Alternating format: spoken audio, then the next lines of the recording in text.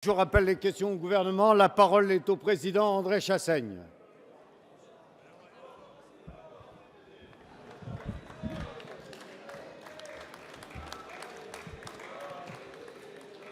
Monsieur le Premier ministre, je voudrais revenir sur les propos que vous avez tenus hier lors de la séance de questions au gouvernement. Vous avez qualifié d'inacceptable le fait, je vous cite, de bloquer le pays, d'empêcher les Français de se déplacer et de vivre normalement, d'abîmer l'image de la France, de menacer la reprise économique. En d'autres termes, après avoir bloqué le débat démocratique en invoquant l'article 49.3, vous remettez en cause le droit de grève. Vous avez aussi dit que vous condamniez les propos de M. Gattaz qui comparait la CGT à des terroristes alors que vous-même soufflez sur les braises depuis des mois. Vous êtes, Monsieur le Premier ministre, en rupture avec l'histoire et les valeurs de la gauche. Faut-il vous rappeler les propos tenus par François Mitterrand en 1972 pour défendre les grévistes? Je le cite. La grève, un chantage? L'a-t-on assez souvent entonné cet odieux refrain dans tous les partis conservateurs? La grève n'est un plaisir pour personne. Elle atteint d'abord ceux qui n'ont plus que ce moyen-là pour défendre leur droit de vivre.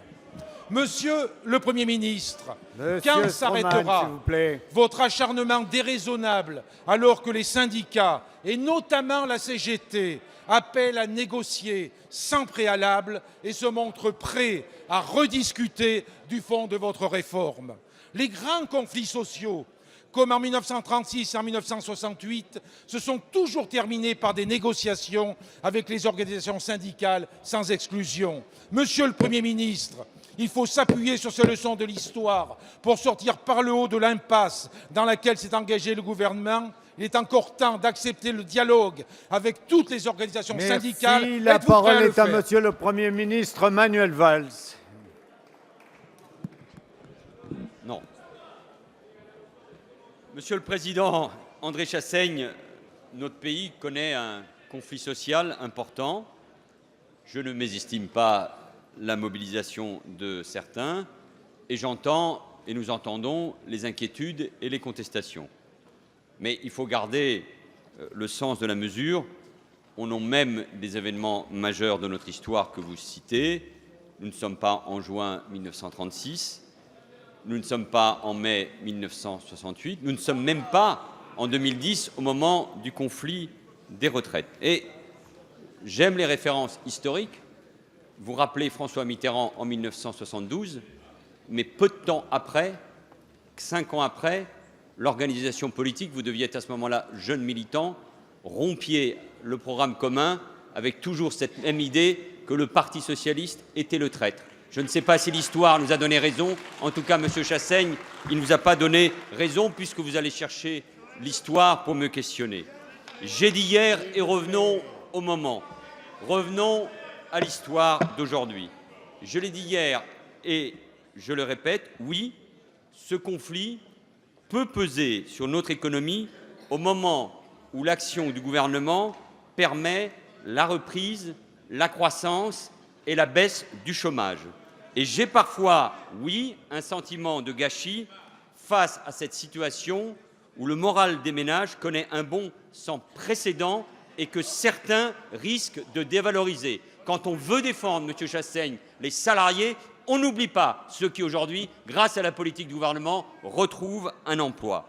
Oui, M. Chassaigne, certaines actions ne sont pas acceptables et je crois qu'il faut savoir le dire et je condamne les blocages comme les violences et je ne vous ai pas entendu un instant condamner les violences, notamment quand il s'agit de parlementaires. Et M. Chassaigne, j'aurais aimé de votre part, dans votre question, entendre aussi une condamnation des violences à l'égard des policiers et des gendarmes. Quand on pose une question, il faut être complet. Et puis, M. Chassaigne, je n'accepte pas votre amalgame. Considérer que ce gouvernement met en cause d'une quelconque manière le droit de grève, c'est, pardon de vous le dire, franchement, travestir la vérité. Alors que notre pays connaît une menace terroriste très élevée, alors que nous sommes en état d'urgence, toutes les libertés syndicales et de rassemblement ont été respectées, au nom même d'ailleurs du combat pour la démocratie que chacun mène ici. Qui peut croire un seul instant que le droit de s'exprimer a été limité d'une quelconque manière depuis 6 mois? Plus encore, alors même que les organisations conduisent des opérations de blocage qui pèsent sur tous nos concitoyens dans leur vie quotidienne, nous avons mis en place des mesures, bien sûr, résolues, mais à chaque fois proportionnées. Vous m'appelez au dialogue, Monsieur le Président, mais le dialogue n'a jamais été rompu.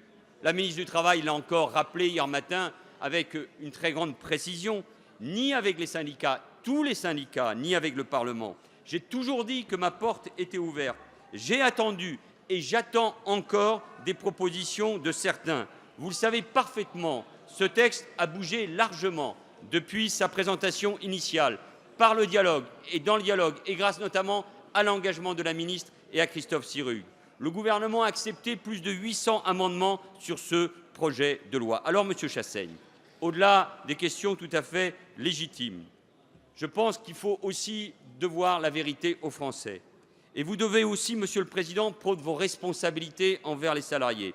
Vouloir l'échec de ce projet, c'est refuser la sécurité sociale professionnelle avec le compte personnel d'activité. C'est refuser le renforcement et la protection du dialogue social avec l'augmentation de 20% des heures de délégation des délégués syndiqués. C'est refuser le renforcement de la lutte contre la fraude au détachement des travailleurs. C'est refuser l'adaptation de notre droit aux nouvelles réalités avec, par exemple, le droit à la déconnexion ou encore l'accompagnement des jeunes vers l'emploi avec la garantie jeunes. Que faites-vous, Monsieur Chassaigne, de tous ces droits? Alors, la réponse du gouvernement est claire. Ce texte est nécessaire pour les entrepreneurs comme pour les salariés. Ce texte va continuer son débat au Sénat et on pourra ainsi voir les différences. Ce texte ne sera pas retiré. L'article 2 qui instaure, et c'est un changement majeur et qui permet une clarification dans le débat, l'article 2, c'est-à-dire le dialogue social dans l'entreprise, sera maintenu et doit être maintenu. C'est important pour le pays. Alors, Monsieur Chassaigne, je vous le dis directement, nous tiendrons et je tiendrai, pas pour moi, pour la gauche et pour le pays. Merci, Monsieur le Premier ministre.